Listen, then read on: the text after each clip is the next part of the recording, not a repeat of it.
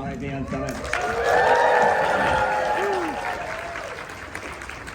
Again, I know I've said it a lot this weekend, but thank you all for showing up. We couldn't have done this convention without you, our attendees.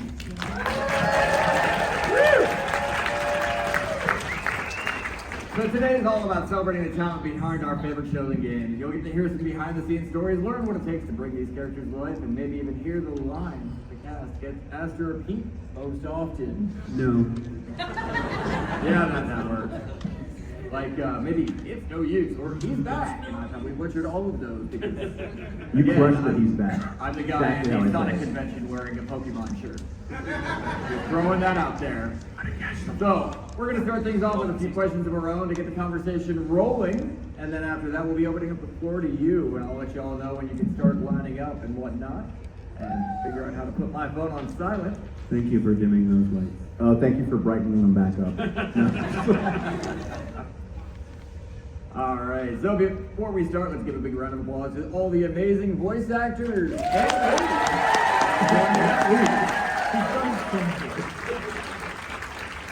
least I didn't say all the amazing voice actors and David. We love you. All right, so I'm going to start this off right here. How did you get your start in voice acting? Cool. Good question. I know a lot of us had similar but different journeys. I studied TV, film, and radio in college, and coming out of college, I thought I wanted to be a radio DJ. Hey, it's me, Marvin Goodnight on WSUR Radio, and that's what I thought I wanted to do. And then I got a job offer from one of the biggest radio stations in New York, and I was like, no, there's no money here. And so I was focusing on film and TV and theater, but I still had a radio demo, and 4Kids Productions got a hold of that radio demo, and I auditioned for a bunch of things that I did not get. And then finally, Silver the Hedgehog was my first big one. You've done voice, dude. You can answer this question. Is it like how I started my career or how I got into voice? How you started your career? Okay. Hated everything in my life. And then I took a random acting class when I was like 21, and then I was like, this is what I want to do.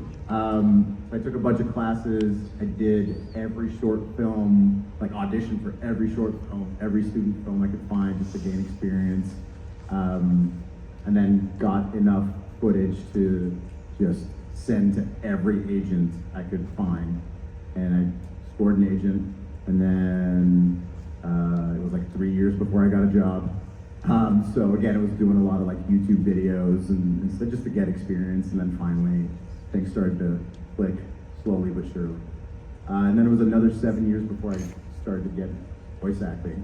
And it was a buddy of mine who was, I didn't know he had like 15 years of voice experience and did like Ninjago and all that stuff. And he was like, you know, you've got something here, like you should take some classes and get a demo together, I'll help you out. And I was like, dude, you don't know what you're talking about, it's really hard to get into it. Only finding out that he was like a highly skilled voice actor. And I was like, oh, okay, he knows what he's doing. So took a bunch of classes and slowly but surely got into that too. Long story short.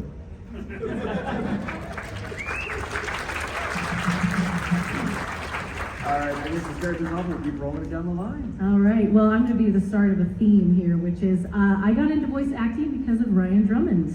Ryan and I were working at SeaWorld together, and Ryan had done the first Sonic game, and he was going to be doing a Nancy Drew interactive game, and he said, hey, they're looking for females, and I think you'd be really good at this. Do you want to try it? And I said, that sounds cool.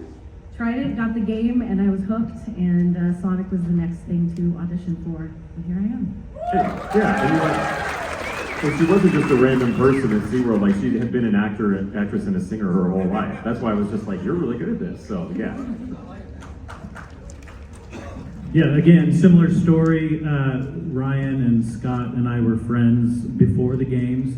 We were doing a little musical theater show called Forever Plaid together. Thank you, yeah. And he was already Sonic, of course, and Sega was asking if he knew anybody that might be able to come in and audition for some roles that they had coming up. And Ryan gave them my name and Scotty's name, and we came in and auditioned. I think both Scott and I auditioned for Shadow, and I got Shadow. And the rest is history. See, this was all part of my master plan because I always wanted to like work with my best friends like for the rest of my life. And I was like, if I get all my friends in these games, then we'll all be together forever. Voiceover actually was my first agent's fault. Her name was Carol Shaman Freitas. She ran the Shaman Freitas agency in San Diego, California. And I had been, yeah, right on. And she's here today. No, but she was the one who actually said to me after I had been working with her agency for about 3 years doing commercials and things that you do. And she was like, do you ever think about doing voiceover? And I said, nope. And she was like, you should.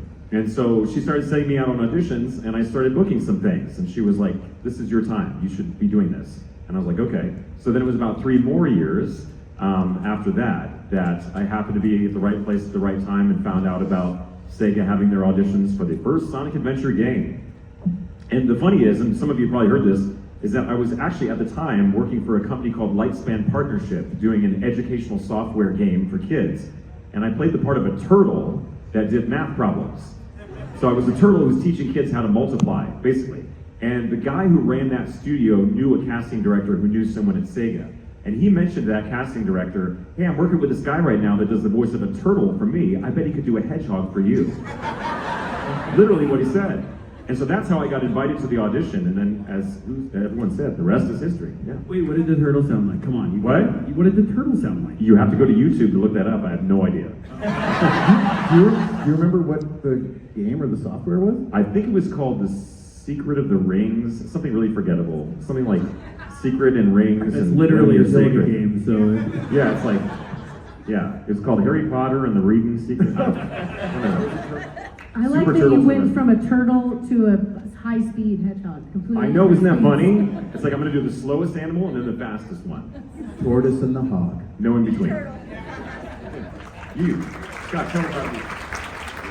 So Ryan Drummond again is the puppet master of all of us. But the quick story is that when Ryan and I were in our 20s, people thought we were the same person. So much so that I had a Foot Locker commercial. Yes, can we see it? Yes. I had a Foot Locker commercial running at one time, and he had a Padres commercial running. And my aunt called me and she said, "I saw your commercial." And I was like, "You saw? Oh, my Foot Locker commercial." She said, "No, your Padres commercial." And I was like, "Aunt Diane, you see me every day. I'm not in a Padres commercial." And we had this audition for Forever Plaid, and Ryan and I saw each other across the room, and we both went, "You're the guy!" And we never had that weird thing that can happen, that weird competitiveness. We've always had that, like, there's enough for us, for everybody, and he has this more than anybody. And so when initially Sonic Shuffle, he voiced all of our characters, and initially they wanted a voice match for Shadow. And so he invited, and of course told David, and recommended him and said, if you want someone that looks and sounds like me, call Scott Drier. And so brought me in, and all day long I auditioned for Shadow. All day long I listened to Ryan. All day long I matched Ryan. All day long the Japanese team applauded every time I said a line. I was like, I'm gonna be Shadow. This is so cool. I get a call at the end of the day, and Lonnie says, "You're not gonna get the part." And I was like, what? And she said, "Yeah, the producers thought you sounded too much like Ryan." And I was like, that was the goal, that was the assignment, right? But because David brought in his own natural difference, that's what they decided, wait, the characters shouldn't sound like each other, they should all sound different. And if I'd known David had gotten the part, I would have been really excited. I was just bummed at the time. But Lonnie called me she said, "I have good news." She called me the next morning and she said, "When you walked in the room and you opened your mouth, all the producers looked at each other and we said, that's Knuckles." So to me, I'm so grateful for that, because in my mind, there will always only be one Sonic, right? Ryan is to me, burned in my brain, and of course David, my brother, is Shadow, and to me, Knuckles will live in my soul and my body until I am no longer on this earth. So I'm so grateful to be with you.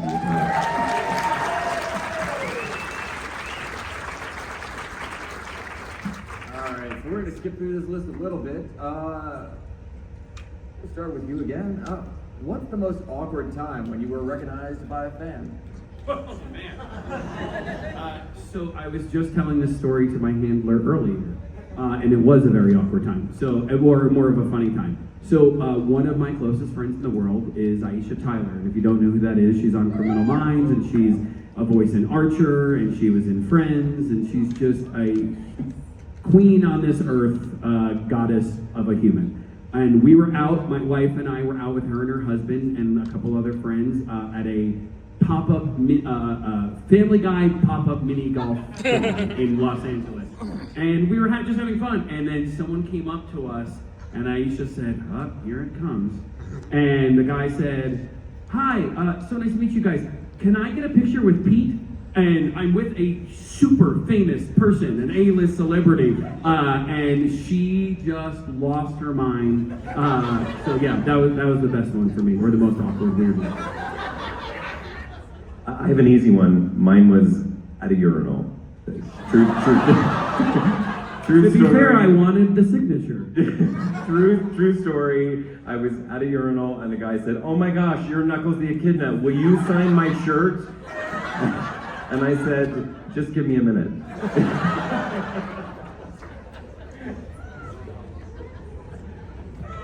I don't know if I have like an awkward one. I have like a really sweet one that I remember where I was just randomly at IKEA on the phone with a friend, and I just like, turn around and I see this little kid's head kind of out around the corner just looking at, and I kind of just like give him a little wave, and his eyes go wide, and he pulls out his phone, and there's a poster of Stone on there, and he's like, "Are you him?" And I was like, "Yeah." And then he runs up, "Dad, it's him!" And then I came back, we took pictures and He was stuff. like, "He's back!" Yeah.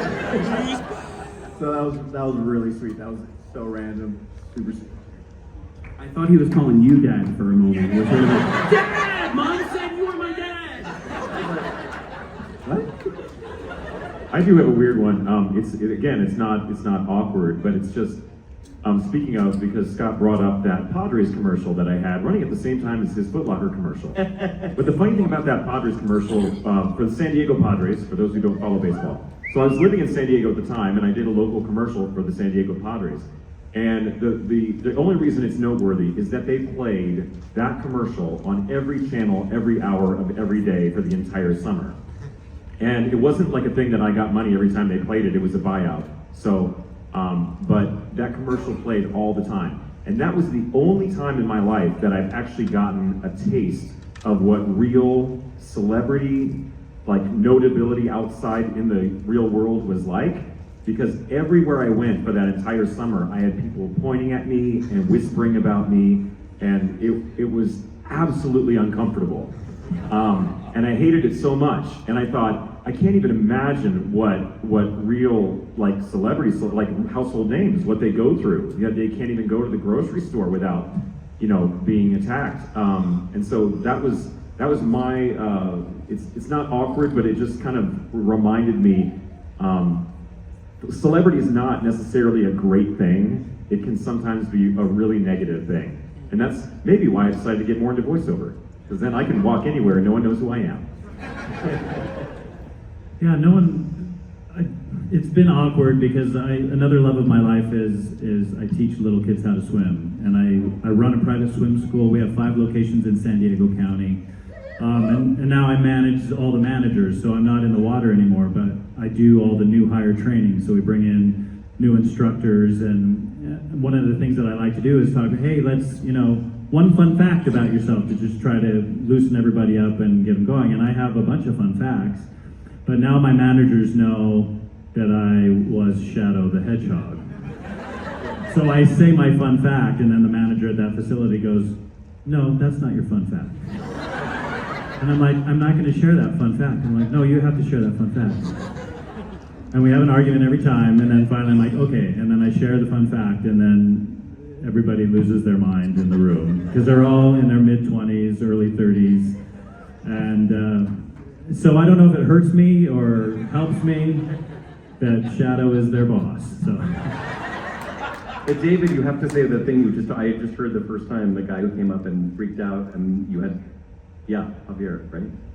Oh, yes. So we were doing an event in San Diego. It was the Sonic Heroes event, and all of us were there signing, and we had this big group of people. But I had this gentleman come up to my table, and he was so excited to meet me because I'm Shadow the Hedgehog. And as soon as he walked up, I knew who he was because I taught him how to swim when he was a little kid. He didn't put the connection together, and then we got towards the end of talking about Shadow and everything. He said, "Hey," and we call him Junior because his dad was Javier, but I'm like, "Hey, Junior, I taught you how to swim at Noonan," and then he literally lost his mind.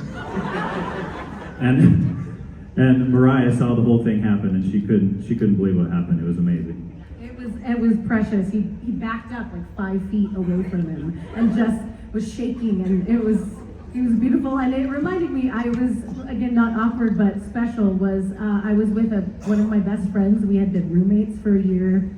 2 years before that, we were out having some drinks and dinner at the bar, and I said something about, when I used to do more voiceover work, and she said, "Oh, I don't think I knew that." I said, "Oh, I've done quite a few video games and some, small commercials." And she said, "Oh, well, like what?" And I said, "Well, the biggest one that people know is I did a very small role in Sonic Adventures 2, and she just her body, she went into rigor mortis. She froze.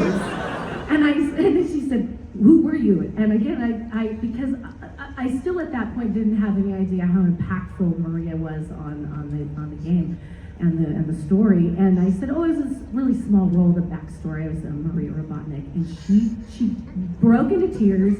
She said, "Oh my God, I lived with Maria Robotnik for a year and I didn't even know it." She said that was the only game that her brothers would let her play with her on the Sega Genesis, and so it was a big part of her childhood, and then there I was.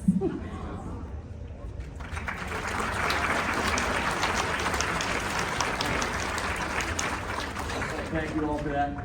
Now we're going to go to the crowd for some questions. If you'd like to line up in the middle, Jessica, our con chair, will assist you in forming a nice order.